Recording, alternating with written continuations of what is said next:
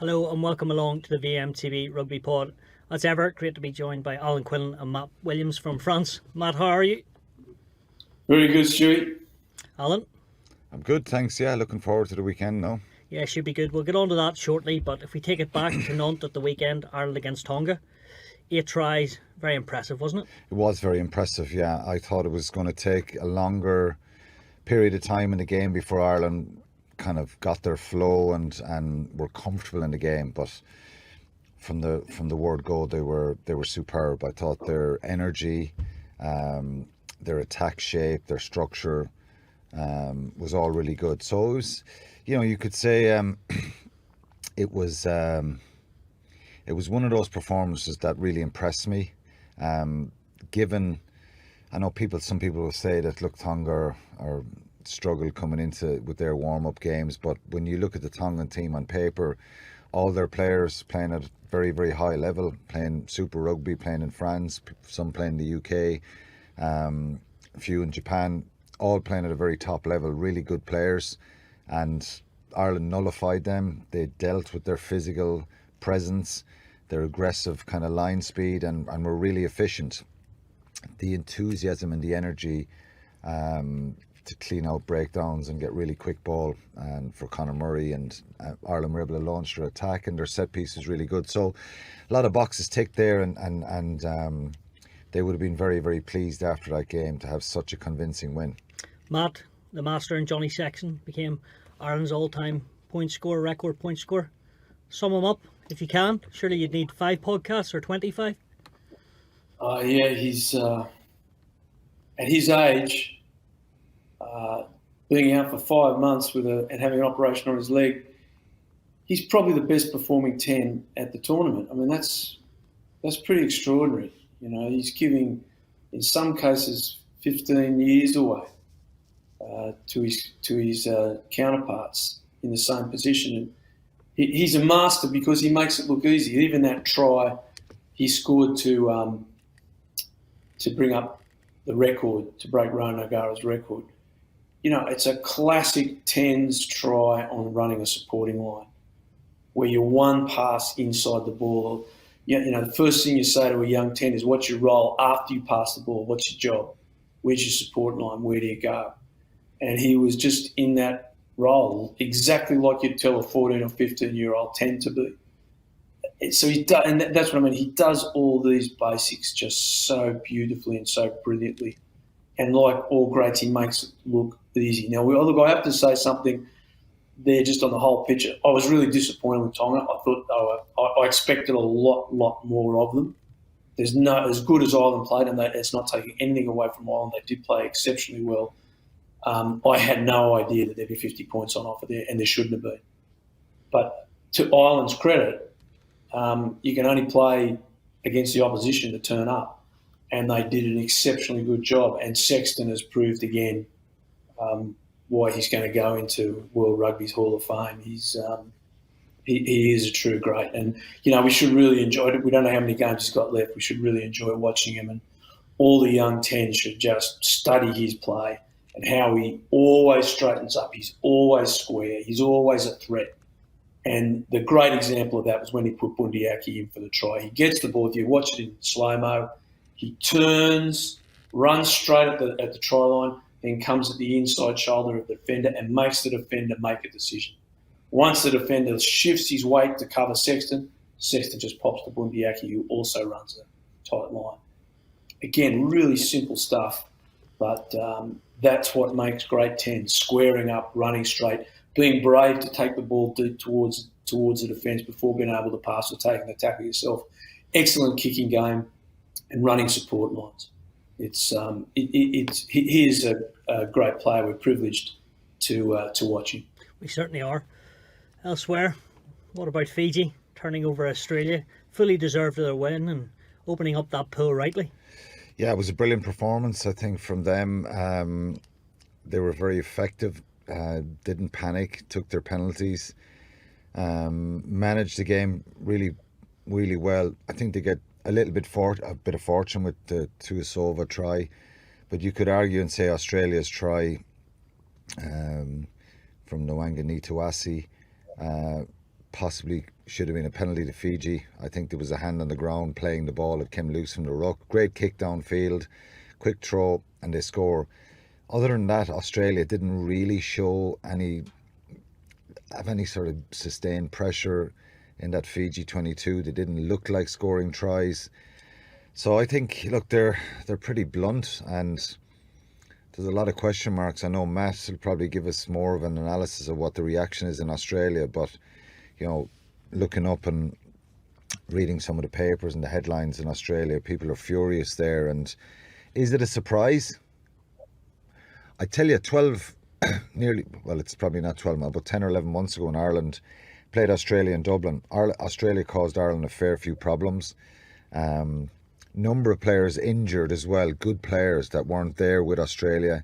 They were kind of down to the bare bones. But I was thinking last November, Australia get their players back. Tell you who was immense that day? Michael Hooper. Yeah, Michael Hooper, and he's watching the studio in Australia. I know he's had some issues around his mental health, and but bringing 110 to any World Cup is incredibly risky. He's a bit of a maverick, Cade Gordon, very good kind of open field runner, but you need some little bit of control there and structure, and Australia just look devoid of that. They look like they're a team that have some super players in their side, but they're lost, and their results have kind of shown that. They certainly can show glimpses of brilliant attack and stuff like that, but just overall, the overall package is not good enough, and that's not taking anything away from Fiji. Nobody is really surprised, given what we saw against Wales, and probably needed to give Wales more credit for getting over the line. They could have lost that game the week before, but this Fiji side are a very dangerous side, and that was, for any neutrals watching, everyone would have been cheering on Fiji. People love the underdog and the way they play and their attack, and it was a brilliant performance for them. And Australia, worryingly, never really fired a shot in that game. Matt, they didn't fire a shot. Carter Gordon hauled off after 49 minutes. Ben Donaldson comes into 10. Eddie Jones taking full responsibility, so he said, of the performance. One last chance saloon this weekend against Wales. But overall, like Alan says, Australia do have super players. I'm yet to see it. I think they have good players. I'm not sure they're super. I think they're better. What do you make of it? They're better than what they're showing, is my point. There's some really top class players in that side, but they seem a little bit lost in the way they're playing. The problems of the Australian national team are multi-layered. Alan's quite right. That if we go through, and I'm sick of talking about hearing my voice on this. We've suffered for 20 years of terrible administration. We've lost, I'm talking about Australian rugby, we've basically become the third island of New Zealand, a small failed island, because we stopped encouraging Australian coaches, the Australian way of playing, and we brought in a whole lot of New Zealanders in administration and in coaching that said, no, we're going to play like New Zealand. And all that's occurred is we've lost our way. We've lost our how. How do we play the game? And then you've got the coach education that is focused, when we're training coaches, on pedagogy. That's how you coach, how you teach, rather than what we teach. So we've got this whole lot of young coaches, super enthusiastic, who are coaching 2 + 2 = 5. And they're coaching it really well. But they've lost the content. They don't know that 2 + 2 = 4. So you then layer on top of that the numbers in the men's game, 15-a-side game, have hemorrhaged. And basically Australian rugby over 20 years has lied about it or hid it through percentages of growth in the women's game. So the women's game might have grown 30% in a year, the men's game's dropped 10%. But those numbers are drastic. Well, there might be 2,000 kids less playing, and we've got 150 more women playing the game. So the statistics on the growth of the women's game have blown away the statistics on the men's game. You add all those things together, then you start changing coaches from Michael Checker to Dave Rennie and now on to Eddie, all within one World Cup cycle. And the players, the good players we have, are quite lost. Then you add in that Eddie has made mistakes. That game on Saturday, if you had Michael Hooper and Quade Cooper on the bench, two old heads to lead them in the last 20, when the young guys lost their way, as they're going to do, young players will lose their way. I've got no problems with that. I've got no problems with Eddie blooding young guys. The problem is we've had no consistency of selection. We don't know why Hooper was left behind. Hooper should never have been left behind. Quade's different. Quade wasn't playing particularly well, but I still would have included him in the bench. Ben Donaldson hadn't played a game at fullback before the World Cup. I've seen Ben play since he was a kid at Waverley College in Sydney. He's a 10, and he's an excellent 10. But I've never seen him. I don't know if he's ever played a game at fullback before he put on a gold jersey. He may have had a little bit at the Waratahs, but if it is, it's 1 or 2 appearances. All those, and then you lose Skelton, and we lose a couple of other guys, and then you come up against the Fiji, who are very, very well prepared by a coach, Simon Ralui, who, surprise, surprise, is a Sydney boy to Fijian parents, came up through the Great Australian system, was educated in the Great Australian system before they tore it apart, then came to Europe to practice his trade, came back to Australia as an assistant coach under Michael Checker, and now is using all that knowledge that he gained over that career to get Fiji organised. You have, from the Great Australian system, you have Simon, Michael Checker and Eddie Jones all educated in that system. And that system is gone. It's a system I was educated on as a player and coach. It's been pulled apart. So you have a failure of the national system, a failure at selection, and then you also put on top of that these young players are lost, as Quinny said. They don't have guidance. They don't, because we can say, how do New Zealand play? We know. How does South Africa play? We know. How do Ireland play? We could all talk about that. How do Australia play? I got no idea. It's gone. It's gone in the ether. The third small island of New Zealand is what we've got left. And the thing that I take out of this, I don't know if they'll beat Wales, right? It's going to be close. It'll be a great game, it'll be a close game. This is the point where Australian rugby has to put a line in the sand and unite and say, unless we start finding out our why is that gold jersey mean so much to us? Besides the baggy green cap of the Australian cricket team, that gold jersey means more to Australians than any other sporting symbol. Why is that diminished? And then our how. How do we play? How is it we expect Wallabies and Australians to play the game? And right now, our how and our why is gone. And that is the start. That's where the rot's got to finish. And I'm not sure it has, but that, to me, is the point. We have got to change. We've got to unite in Australia. We've got to get together. We've got to get a way of playing the game. We've got to bring back some old knowledge from the past and put it into young guys and young coaches for us to move forward. It has to be coordinated, has to be resourced. If not, Australia are going to drop to a tier 2 country. That's just the facts. Strong words there, Alan, from Matt. These young players are lost, right? They might well be lost, but they've got talent. Can they turn over Wales, and if so, how?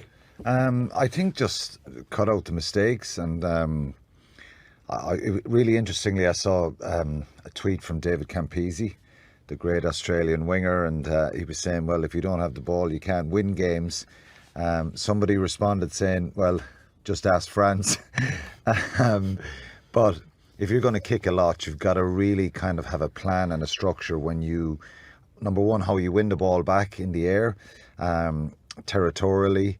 Of course, if you're leading in a match, you can kick a lot and you pin the opposition back and force mistakes. That's all very obvious stuff to anyone, to any listener or anybody who's into rugby. But they're lacking that little bit of punch and that ruthlessness when they get into attack zones, and too loose. And I just think Matt has said it there. It's, if you were to analyse Australia, it's hard to kind of figure out what type of game they're playing, because they do kick a lot of ball away, and it's probably against their DNA. If you asked me, even a couple of years ago, what way will Australia play, you'll always have this kind of attack mindset associated with them. So again, England have issues around their attack and a lot of kicking. Australia probably not kicking as much, but they're just lacking that little bit of ruthlessness and that execution to try and manage scorelines and get in good positions for themselves. So they have a number of issues there, a number of really good players on the side. Can they get it fixed this week? I don't know. I think they're better than probably what they showed at the weekend, and sometimes you do learn a lot from defeats, but they've had a lot of kind of bad results in the warm-ups, haven't they? Rugby Championship bad results as well. I know they gave New Zealand in Dunedin in probably, was it the last game, or Yeah. They had a big scoreline there, ended up losing the game to a second string New Zealand side. They probably needed to get over the line and get a result under their belt. I'm sure they're lacking confidence, and I'm not sure, Eddie has got this right. He's a lot of critics now, and he kind of lives by the sword and dies by the sword a little bit. Doesn't seem to bother him, but I think he's made mistakes with his selections. Leaving Quade Cooper at home, I think was a mistake. I think he can be a bit of a maverick himself and loose at times, but he's a fair bit of experience, and I think Michael Hooper should have been in the squad for his leadership, for his presence. But look, who knows, if they get Will Skelton back and Taniela Tupou, that'd be a huge boost to them. I'm not sure if they're going to be available for the weekend, and I suspect they'll be a lot better against Wales. That's going to be a real tight game, and certainly one to look forward to. It's do or die. I think Eddie Jones is gone if they lose this game. Seriously? Show's over. Well, we go back to Australia. He keeps saying 2027 World Cup. I can't see, the run of results being accepted by Australia. I don't know. Again, Matt would know more about this, but there's so much pressure there. He's now, on his departure to the World Cup, he's fighting with journalists. I know it's a difficult job, and there's a, funny enough, it's kind of, he comes across as the bad guy at times, but he's actually a very nice guy. If you met Eddie Jones and you asked him to, sign something or chat to someone on the phone or do something, I'm not saying that I've done that, but he's always been into his mind games and throwing little barbs out before matches. You remember Johnny Sexton comments a couple of years ago, that he was concerned for his health because he had head knocks, and then he was talking about Ireland kicking the most in the Six Nations, where they're boring to watch, they've no option. It was proven that the stats that Ireland weren't a team that kicked the ball most in Six Nations. But anyway, he throws stuff out there, always has done. It's kind of backfiring on you when the problem you have, if you, even in general, if you kind of are slagging people and having a cut off people in sport or life, if things go bad for you, then people disappear a little bit. So he's lost a little bit of support and that bit of goodwill, which adds to the pressure. But the plan was here that Australia were going to be ready for a World Cup and they were going to be real candidates. And like I said, 10, 11 months ago, I would have put Australia down as dark horses, given the quality of player that's available to them. But we're not seeing it on the field. Matt, do you agree with Alan there? If they lose absolutely or right. Leon against Wales, is he gone? Well, he'll finish out the World Cup, I'd say. But I think after the World Cup, there'd be a massive review, and I don't know if he'll survive the onslaught of criticism that will follow. I think that's a very fair statement from Alan. Yes, it's a very, very fair statement from Alan. So you look, if they said that Dave Rennie, like the team just lost to Ireland, played very well against France. He picked a second team against Italy and they lost by a point. And the whole point of picking the second team was you've got to develop. So if you don't give the guys a run before a World Cup, what do? And Dave Rennie was a very nice guy, and I thought he was very, very hardly done by. Because I agree with Alan. The way the draw was, I thought Australia have a really good path to a semi. They then sack him. That's Dave Rennie. Bring in Eddie, because Eddie has a very high profile. And as Alan says, he's an entertaining guy. And he's a smart guy, and he comes in. And he was front page of every paper, on every news, been on podcasts. He's in rugby league. He's in AFL. And he's talking it up. We're going to do this. I'm going to do that. And that's what he had to do. That's what he was employed to do. That's what the media marketing department of the Australian Rugby wanted him to do. And he did it. And he did it brilliantly. The trouble is they then lose to Argentina, South Africa, New Zealand, and now Fiji.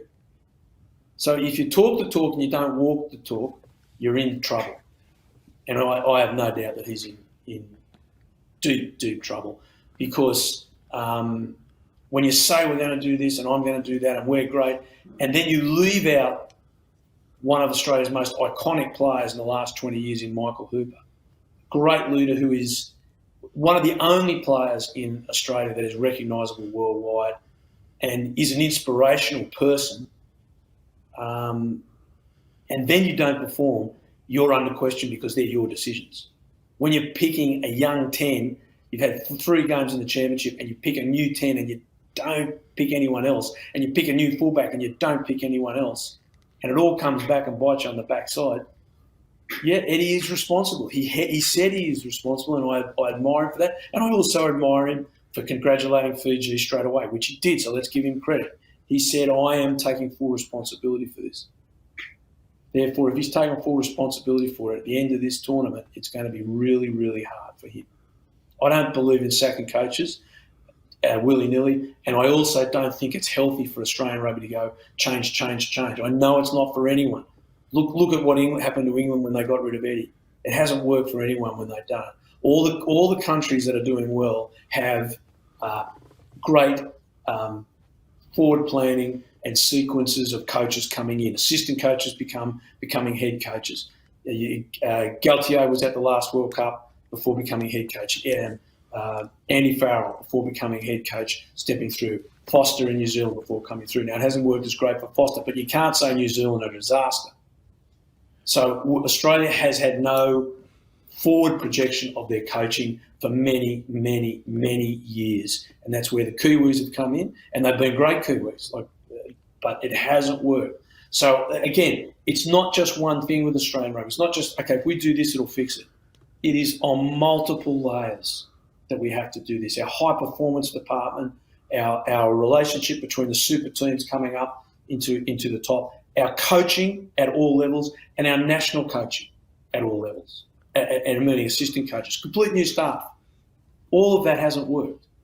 So how you review that and how you then make positive plans, because the next World Cup's in Australia and they have to get it right for that financially, for the growth of the game and so on, that is a very, very big issue. Right, well, we'll see what happens to Australia Rugby and Eddie Jones starting this weekend against Wales in such a crunch game. Right, lads. By the way, there's pressure on Warren Gatland as well. He's got to get a win, so that's what makes it unbelievably intriguing. Subplots all yeah, over this. there is, so it should be a great game. And Quinny, you're right, because Welsh rugby is in an almost identical state to Australian rugby. At the provinces, at the clubs, numbers coming into the game, finances, the whole bit. Both Wales and Australia are really at low ebbs in their history. Aside from all that, they could be in a semi-final, either of them. If Australia get a result, who knows what's going to happen. Easier side of the draw for sure. That's what makes this World 100%. Cup so good. Right, lads, we must bring it back to home. Ireland, South Africa, game of the tournament so far, I would say. Going to be, certainly. Matt, South Africa have picked their team. It's not often that you look at the bench before the starting team. You've obviously been destroyed a couple of weeks ago by your comments with the 7-1 split. He's gone with it, Razzie and Jack, for this weekend through the power and the tactics that they've used, and believe it's enough to beat Ireland. Have you changed your tune through all this, Matt, or which way do you see it with the 7-1 again? Stu, the easy thing for me to say would be say nothing and just go with it, because, as you say, the online abuse was ridiculous. But anyway, I can't. And I'll tell you why I can't, because I played in a game, I've been playing, a club mate of mine, a tight head prop of mine at Sydney University Oval in the 80s became a quadriplegic. His name was Grant Harper. I was there that day, and out of respect for his family, I'm not going to tell you what I saw. I'm not going to tell you what was happening medically, except it shattered Grant's life. He never walked again, and he shortened his life. He died in 2011. It was a change room, and it really brought a whole lot of things back that I've forgotten over the years. The change room was a disaster. It was people crying. It affected his family for the rest of his life. They were crushed. The community was shattered. And it wasn't just Grant. So we had this string, and even Quinny would be too young to know this. We had a string around the world of quadriplegia and paraplegia. It was an epidemic. And you have to be over 50 to know this, because the game, to its great credit, came in and changed all the laws. Now, the accidents were not happening at the international level. There's no internationals became quadriplegics. It was the days when the front rows would charge in, right? And so down the ranks in the lower levels of the game, everyone copied the internationals like they do today. Everyone copies international lineouts. They copy the breakdown. They copy how we scrummage. Everything is copied.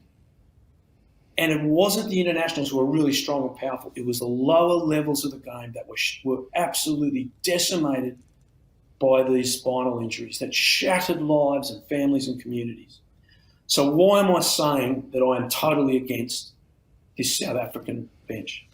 Is it legal? Yes. Is it smart rugby for the World Cup? I've got to say, yeah. Is it good tactics? Yes. But it is not morally correct. What I am saying is if lower levels of the game copy the Springboks, and they will, there are props and second rowers playing in lower levels of the game who, if they're fatigued and the opposition bring on 7 fresh forwards and they go for a scrum late in the game knowing that they get a penalty and they can win the game with that penalty, those guys' spines are in trouble. They're in danger. And I will not be quiet because I've seen it. And all of us that have seen it firsthand have a responsibility to remind the next generations, do not go back there. And the South Africans, I have great admiration for the Springboks. I admire them as a rugby nation. They were one of the greatest with New Zealand in the world. This is not right for the game. It might be right for a test match. It might be right for them to try and beat Ireland. I'm not worried about the health of the Irish players. I am deeply, deeply concerned that at the lower levels of the game, this will be copied. And it won't be on the front page. Some poor player will become a quadriplegic. It won't be on the front page. It won't be all over the newspapers. It's just his club, his community, his family, and him or her that will have to deal with the rest of their life. But Matt, that's why I oppose it. That's why I oppose it, and I always will. Morally correct, player safety, and winning a World Cup. Where do you stand with it all? I obviously, it's grabbed a lot of attention. I think the question is, how do Ireland react to that from a match of the weekend's point of view? I think if you look at they went 6-2 against Ireland last November in Dublin. Ireland won 5-3.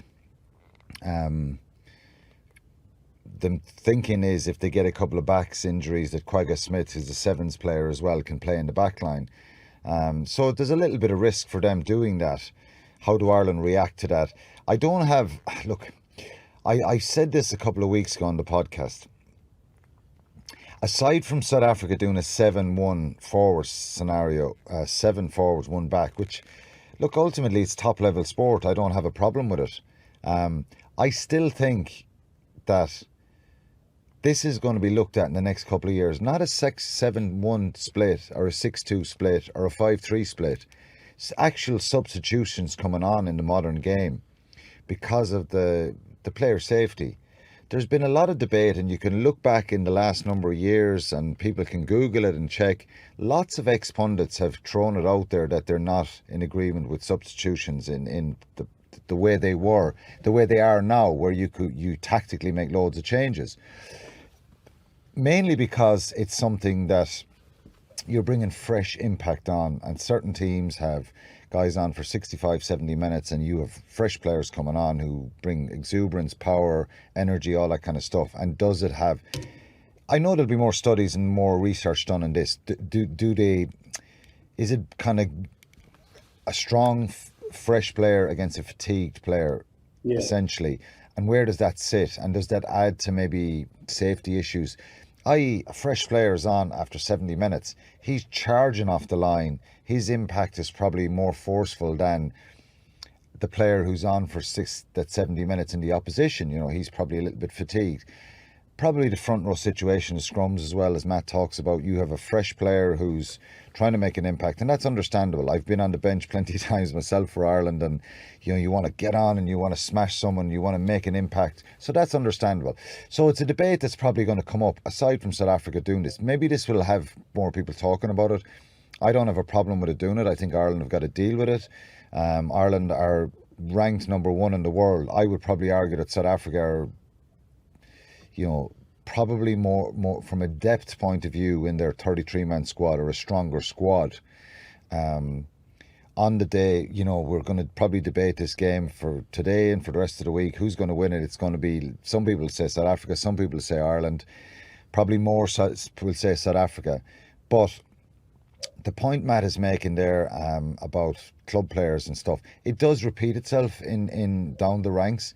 I do know though that, for example, in the All-Ireland League, you can't, I'm not exactly sure, but in junior rugby, so my club in Clonwilliam and Tipperary, if I go to see a junior game, I think they're only allowed 5 subs, and they can be floating subs, rotating subs. So because you're amateur players and their guys have got to go to work on Monday, it's not a case of you've 23, 24 subs and you can bring on 7 or 8 guys at one time. So I think that is controlled a little bit, but there is a danger this can happen in URC and other levels and down to some of the club stuff, the All-Ireland League stuff and like that. So morally, is it right or wrong? Well, I don't know. I've thought a lot about this. I don't have an issue with it. And you know what? I've been on the field playing in my career where 3 or 4 guys come on at one time. And a lot of the time, I remember playing Ireland and Cork for Munster. And it doesn't always work like this, obviously. There's a couple of us in the Munster squad. This was 99. Ireland made probably not a wise decision to go and play the three of the provinces. I don't think they played Leinster. They played Munster, Connacht and Ulster in their warm-up games for that World Cup, and the first one was down in Cork against Munster, and well, we were well renowned for having a good chip on the shoulder. Anyway, down there was probably 4 or 5 of us who felt we should have been in the World Cup squad. Mick Galway was our captain. He's crying before the match with bitterness and anger that there's not more Munster fellas in the Irish squad, and we played them and we beat them, and we were fairly pumped for the game. But I remember at one point in that second half, Keith Wood came off the bench, Dion O'Quinnigan came off the bench, who was the captain, Andy Ward came off the bench, 1 or 2 others. They brought about 5 subs on at one time, and I remember going, this is exactly what we need. We need to see these big players coming off the field. It's not going to be the same at the weekend, but my point is sometimes you can view it whatever you want, and I think Andy Farrell will view this in a way that they've got to just worry about themselves, obviously be aware and conscious of the threat and the power, and it's for me, it's the quality of the player that's coming on. You're not just bringing on 7 forwards that are kind of, there's a big drop, and that's my point about South Africa's depth. You're bringing in a lot of quality there and that power. So I don't have a problem with it for the weekend. And, you know, it's great. Sometimes South Africa are doing something here that maybe other teams will try and replicate. We know what the bomb squad and the 6-2 split did in Japan from it. It had a very positive effect for them. So I don't know. I don't have the same problem with it, but I do think from a player welfare thing, and this will come up again, that not just 7 forwards coming on the field, but 6, 5, 4. This stuff is going to, I can guarantee you, it will come up for debate again about player safety and protecting people and making the game safer and reducing the impacts and the force of those impacts going forward. Matt, Alan says for this game, and the professional rugby doesn't have a problem with it. You see that this is good tactics, but do you still have a problem with it for Saturday night? This is a multinational finding a tax loophole, and they're not, therefore in the eyes of the law they're not doing anything wrong, and they're not. There's nothing wrong with that. And I can see that as a rugby guy, I can see the tactics and I can see how smart it is. It tells you how South Africa are going to play. That's no problem. People saying I've got a problem with it rugby-wise, I don't. Of course I can see it. It's smart stuff. It's a loophole in the law. Again, let me take you back. We had second rowers becoming quadriplegics and paraplegics through scrum collapses. So the idea was right across the board. This is where the law of unintended consequences. The good guys that made these laws 30 years ago had a loose head prop, a hooker, a tight head prop, second rower, back rower, scrum half, centre 3/4 and a back 3. So everyone played. There was a replacement for everyone, so no one was untrained. Everyone was trained, so no one, the chance of getting hurt were minimised because you trained a lot of experiences in those areas. That is why we have the bench, right? So that's the reason. So now that's been twisted to use it as a bomb squad. There's a word for you, bomb. Bomb explodes and hurts people. That is a bomb squad that's going to come on and they're going to play the game like that. So tactically, is it correct? Is there a problem with it in the law? No. I have a grave problem with it morally. because, I wonder how the South African management will feel if they find out in 6 months and a year that there's some... Matt, if I could ask you, is it down to that, what I'm talking about there, that fresh power coming on as opposed to fatigue player? I think you should clarify that because for the listeners, I get it here, you're going to get criticism for this, but I get it. The player safety stuff is in your mind here. And look, your friend and that you played with, who suffered a terrible injury, unfortunately, that was a terrible experience for you, and obviously we don't want to see that in the game. We're not going to negate every risk and potential injury in a game, but from a moral point of view, I think you're thinking, just to clarify, this is down to player safety, fresh player as opposed to fatigue player, correct? Is that what I'm hearing? Absolutely. So you have 7 really fresh, big, fantastic athletes coming on. They've got a tactic. We're going to scrummage to get penalties. We're going to maul. We're going to kick to the corners, keep it really tight, play between the tramp sacks. Great tactics. But against fatigued players, it can be dangerous. Now, at international level, they're very fit and very well conditioned. As we drop down in the levels in the game, that is not the case. And my grave concern, much more important than any game of rugby, much more important than any game of rugby, is that we'll see an accident because of this tactic in the lower levels of the game. And I would urge World Rugby to do one thing. And how you solve this is one simple thing, Alan. And as you say, you've got to have 3 trained backs on your bench. And the problem's over. That's all they've got to say. Now, right now it says you've got to have a hooker, loose head and tight head trained on your bench. That's in the laws. But all we have to do is add that in and the problem's solved. The other part that you're saying, are we going to see this because of head injuries and impact? Without doubt. Without doubt. We're seeing front rows replaced at 41 minutes. So if you're a prop now, you're only playing half a game. The fatigue is minimised. So you've got these constantly big guys, constantly, most powerful dudes on the field are always fresh. There's no fatigue. That stops. Also, that's not the way the game was designed to be. It was meant to be a game of fatigue. You had to be fit and you had to deal with the fatigue mentally and physically. That was part of the challenge. So, yes, I see all of those things being addressed in the time to come. Right now, so all the South Africans, before the South Africans start abusing me, which, look, if you're going to abuse me, you would do it. And I'll cop it. And I'll cop it in the name of Grant Harper, of the guy that became a quad. That's why I'm saying it. I'm not saying it because I'm anti-South African. I'm saying it because I never want to see anyone go through what he and his family went through and our club went through.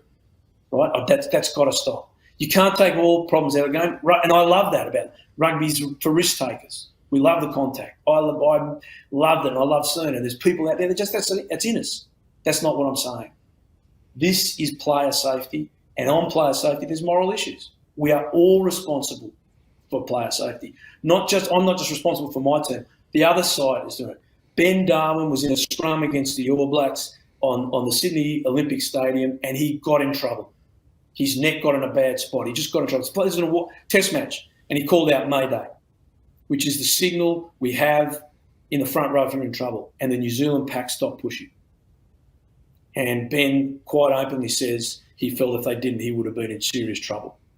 So that there's a great rivalry between and at times it gets out of rivalry and a hatred between a black jersey and a gold jersey.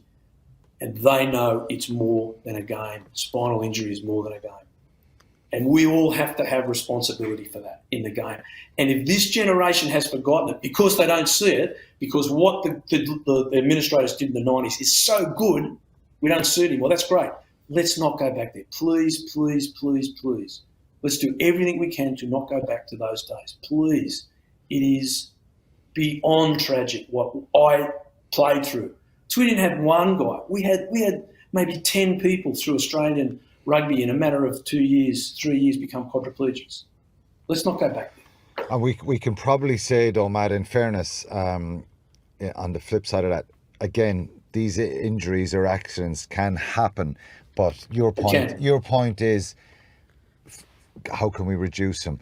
And yes. I think it's important. And they were reduced, they were reduced. Yeah, and I think it's important, without labouring this point, because we've got to move on, I think, from Stuart is ready to go. It wasn't that long ago, Stuart and Matt, that to make a substitution in a game, it had to be for an injury only. Absolutely. There's a chance in the future we could go back to that scenario. Now, there's a lot of players, someone like Sean Cronin won't mind me saying it, he's got 60 or 70 caps for Ireland. There's a good few of them off the bench because so players like Sean or me who came off the bench for a good few times for Ireland wouldn't like that new scenario. So it could punish people about getting caps as well. But look, there may be some sort of restrictions. But this weekend, I love Rassie Erasmus and Jack Nienaber. I think they're brilliant coaches. South Africa have been a special team. They're so well coached. Felix Jones in there as well. We've got to mention Felix. They're an incredibly strong squad who are so well coached. So let's see if they get any backline injuries, Stuart, they could have problems, but they're willing to take. It's a risk either way, but Ireland have got to focus on themselves. Yeah, it is a risk either way, but player safety is the most important thing. We must be clear on that. Look, you said Ireland must focus on themselves. What will they react? Simon Easterby has just confirmed there they will go for the conventional 5-3 split on the bench. So your first take from that reaction? My first take is great. You may not be able to cope with what comes on, or you may be able to. And, you know, I think this is down to their conditioning, their fitness levels as well. As I said, I've been on the field for Munster or Ireland, or even when I played with Shannon, and that there's loads of subs coming on. That doesn't necessarily mean they're going to win the game for the opposition. The idea to making changes is impact. So Ireland, and part of me thinking about this since yesterday was Ireland have got to back themselves here. You no matter what happens against South Africa, you're going to get a physical approach. You're going to get strong players. You're going to get quality players coming up against you. And even the way Ireland play, they've got to play to their strengths. They can't get into this slowing the game down and kind of worried about lots of different things. They'll drive themselves demented otherwise. And they've shown the last 18 months, they're a pretty mature side. They have a lot of experience. They're a very good side. They've got to make Ireland, and in fairness, Rassie was very complimentary about Ireland. I don't think he was being patronising. I think he was being honest. The evidence is there, the way they play. If you underestimate Ireland and allow them play, you're going to struggle to get the ball back off them. So it's a statement that Ireland are going to focus on themselves and their game. Jack Conan won't be available. Not available. So, well, who are you going to put on the bench then? You're probably, I suspect, it'll be Joe McCarthy and Ian Henderson will be the two on the bench, because if Jack Conan is not available, you've Josh Ryan Baird would have been the other back row option, but I think the thing Ireland can do here, Matt, is they can put Joe McCarthy and Ian Henderson on the bench. And if a back row goes down, they can bring Tyke Byrne into the back row. They can also go they can also go Ryan Baird on the bench for sure. But I just think it'd be a big call to leave Henderson out of there. And then the actual temptation to have Joe McCarthy in there, because he loves the rough and tumble, and he's 120 kilos, and he's probably Ireland's John Klein, if you like, size-wise and physical-wise, from a physical point of view. So, and I think that was the idea, starting him against Romania a few weeks ago. So I suspect, again, speculation, Ryan Baird could be in there. He's a wonderful player. I'm a big fan of his. But if Jack Conan's not in the mix, I think your back row will be Peter O'Mahony, Caelan Doris, Josh van der Fleer. Second rows will be James Ryan and Tyke Byrne. If something happens to back row player, I think Henderson or Joe McCarthy come on, and Tyke Byrne can slot into the back row. Matt, if Ireland are to beat South Africa, how do you see them doing it? And also, it's good to see, I think Finlay Bealham's going to be fit, and hopefully Shane's good to go, but we'll get more on that tomorrow when the team's actually officially announced. Be themselves. The fact that we've heard they're just going to do what they always do, that's it. Keep being yourself, because the way some teams have a way of playing that other teams don't like. And South Africa don't like the way Ireland play. Now, you play South Africa 5 times, you're not going to beat them 5 times. We beat them last November. How did they beat them? Fast rucks, early scores. Early scores put scoreboard pressure on South Africa. Against New Zealand, this in Christchurch in the championship. New Zealand, early scores, 18 points in the first 20 minutes. South Africa don't like chasing it, but they do come back. Same as they did against Ireland. Versus the Wallabies in Adelaide a year ago, Australia scored, played fast ruck, scored early, put scoreboard pressure on them. To beat South Africa, it's very hard to come from behind against South Africa. Very, very hard. They get out in front, they strangle the game, that bench comes on, they just keep it between the tram tracks, they'll maul you, they'll scrum for penalties, kick for the corners, take the 3, they're on. Ireland, if they can score early and keep the pace of the game up and match them in the set plays, they play a game that unsettles South Africa. They don't like it because they can get the ball. The field exchange defence is brilliant, and I agree with Quinny that it is brilliant defence. It's compacted, so in other words, they leave 30 metres free, and that's like a lure on a fishing rod for the fish. Go on, you take that, see what happens. Scotland tried to do it by long pass, and Jesse Creel and the wingers just cut them off. On the second long pass, go long pass to Finn Russell, long pass, bang. And that's where Creel got into trouble with a high shot. We saw that time and time again. The Scots were going long pass, they couldn't do it. Ireland's play is very different. And it can get to there. It can also kick behind because they give you lots of space behind, lots of space out wide. And I also suspect we'll see a lot of high balls. South Africa's bench has got no one in the back 3. Now, you've got Reinhardt who can play on the wing, but no one would. He's a very, very good international 9. He'd probably be an average winger. And they're all pretty short men, depending on, especially if you're going to Colby. I suspect a lot of kicks because any injury to the back 3 or any card to the South African back 3, and South Africa, all of a sudden that bench becomes a real problem for them. So what do? You know, you don't want to keep going at their forwards because they've got about 30 of them. You want to go at their backs because they haven't got many. Any error from their backs, any injury, any error, they're going to pay dearly. That suits Ireland. So while you pick a bench like that for South Africa, okay, you're saying I'm going to maximise my strengths, and I get that, and that's good tactics. If your opposition goes, okay, where's their weakness? What do they not want?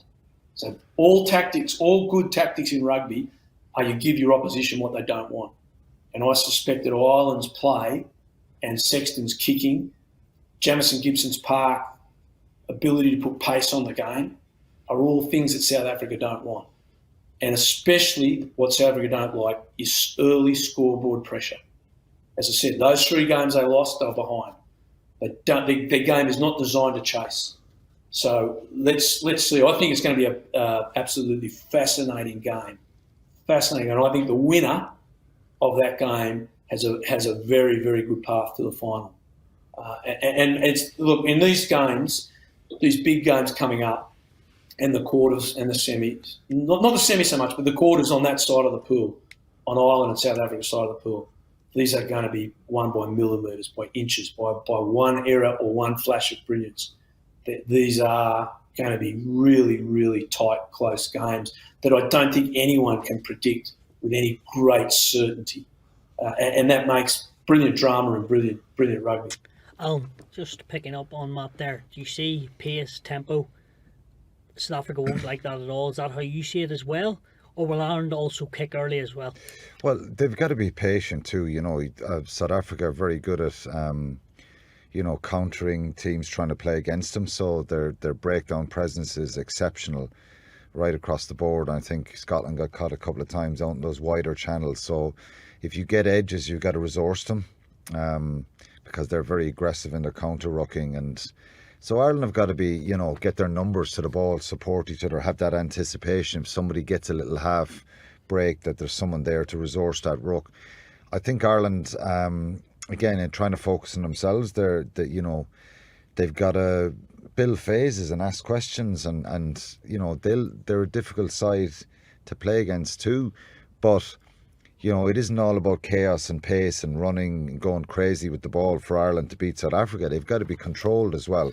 One part of that is sometimes the kick tennis that happens. You've got to be patient and stay in that and don't kind of bite down. South Africa will try and get kind of options of getting lineouts in your half, hoping that you'll kick it out. If it goes back into your 22, that you'll kick it straight out and they get the line out. Then they can kind of force them all, try and get a penalty, get something off that. Then they're putting that one into the corner, which is 10 yards out from your line, and then they just kind of come alive. So the more times you can avoid that, it isn't always easily to avoid it. everybody loves to get that penalty that you're kicking into the corner to attack off. What about in attack when Peter Steph-Toy leads the line defence, when the wingers fly up? Is it a bit of extra depth, or is it a lot more complicated than that? It's being controlled and not being afraid to take contact as well, and not force it. If you force the pass and it goes loose, well, it's a win for South Africa. So you've got to be ready to roll up your sleeves here. You're playing against a very powerful physical side. So I think the first 20 minutes in Dublin last year, Ireland had to kind of hang on by their coattails a few times early on. There was one-out runners coming around the corner with a latch nearly on their back, trying to propel them over the gain line. Ireland kind of met that force head on, didn't allow them get real big gain lines, and competed and won a few turnovers. So they were battering at Ireland for 15-20 minutes, and that was it's a standout period in that game. Ireland got control then and started to control the game. It was 6-6 at half time. Then you got the Mac Hansen try, and there was another try, 2 tries, sorry, I'm gone blank, after half time, and Ireland kind of were 16-6. Then South Africa get back, they get a try from Mostert, and then Ireland get another penalty, and Aaron's scores in the end. But Ireland managed that game really well. That was their first game of the season. It was South Africa coming off the back of a rugby championship and stuff. It's in Dublin. It's a different scenario. This is in France. It's a neutral ground. I think South Africa are a brilliant side, and as I said earlier, they're so well coached. So for Ireland to have any chance of beating South Africa, which they have a great chance, they've got to do a lot of stuff right themselves. They've got to win their own line-out. Their line-out up to last weekend was, they were losing a couple of line-outs in games, which can be costly. But I think the mindset has kind of shifted. The gears have changed a little bit now.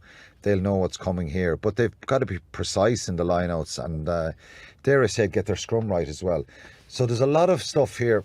For Ireland to play well and to be in with a position to hurt South Africa, they've got to be good at the important parts of the game, which is your set piece, your breakdown, and then when you don't have the ball, you've got to man up and be physical and put in the tackles. We've a lot of abrasive, hard, physical players on our side, and they're going to be tested this week. This is top-notch stuff. This is probably, with France, France, South Africa, Ireland are the 3 best teams in the world. They're probably the 3. One of them will win the World Cup. We're nervous still about dreaming about that scenario because we've never done it before. South Africa they have a huge confidence and belief, and this is what they're here for. So it's going to be a very difficult game, and South Africa are so effective at what they do, and there is a misconception that South Africa just kicked the leather off the ball, and like when you look at Cheslin Colby and Arons and Damien Willems, you kick loosely to Willems and invite him to run back at you. He's a serious stepper, as are the 2 wingers. So if you're isolating James Lowe or Mac Hansen against Arons and Colby one-on-one, and you're not hunting on the inside supporting him, you're in big trouble. So they have X-factor players that can do unbelievably special things, but Ireland's collective has got to be really good, and I'm confident that they can do well. They should be confident themselves, and they've kind of made the statement to say we're not reacting to what New Zealand are doing here, we're reacting to what we believe we need to do and what's best for us. You teed it up perfectly. Matt, before we go, the 2 big predictions I want out of you this weekend: Australia, Wales, Ireland, South Africa. Oh wow, Stewie. They're just, who knows? That's why I asked you. Yeah. Well, look, isn't it great that we don't know? Isn't it great? Like we're saying, well, wow, like no, Ireland definitely going to win this game. If they're playing England, you'd say they're definitely going to win. South Africa are a great team, and their game plan is made for World Cups, because it's just so low risk, so based on power. And the laws support them, everything supports them there, and they've got these geniuses on the wings, and they turn that on and off like a tap every now and then. Bang, there's this flash of brilliance, they score. However, they have lost to France, they have lost to New Zealand, and they have lost to Ireland in the last 12 months. Ireland are the opposite. They've beaten New Zealand, beaten France, beaten South Africa in the last 12 months. And I think Ireland are capable. They're definitely capable of winning this game. It's going to be close. I think it's not. I'm not saying this is a long way. No way. This is on a cigarette paper. But I've got to say that I think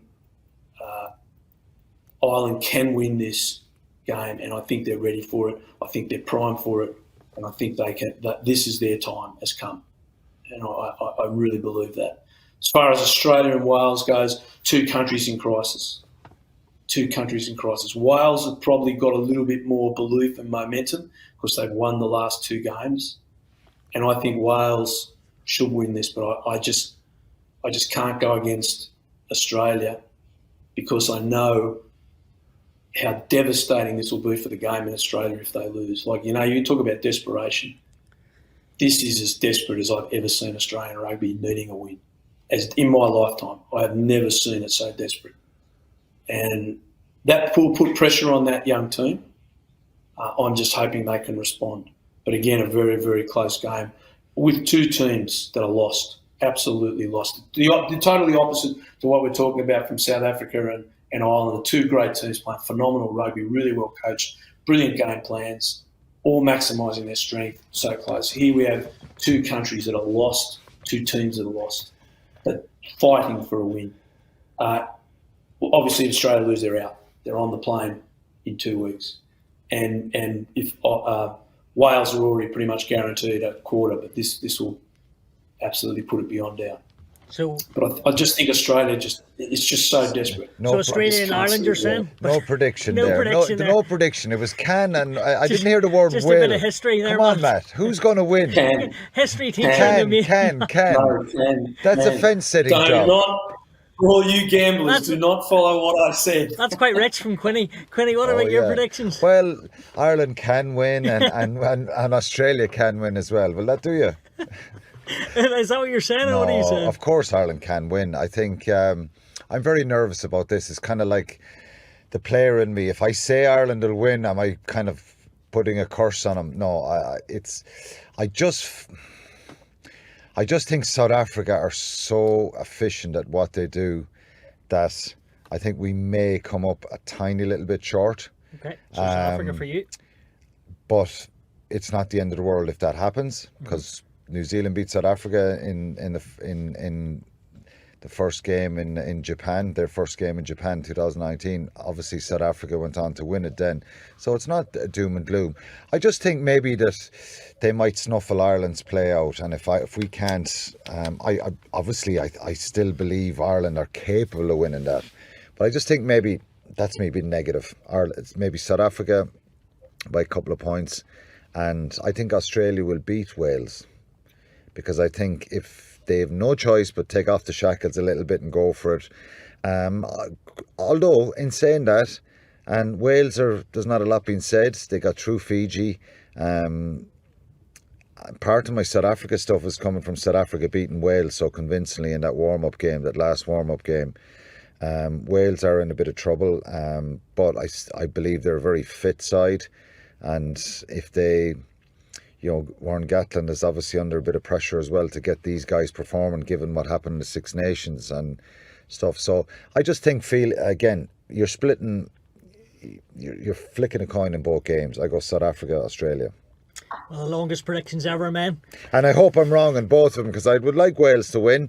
Sorry, Matt, because they're our neighbours. I have a few Australian friends as well, but and obviously I'd like Ireland to win.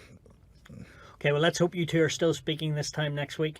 Boys, been a cracker as always. Don't forget what a couple of days rugby we have, but it all starts tonight as Italy take on Uruguay and Virgin Media. Thanks as ever, Alan and Matt.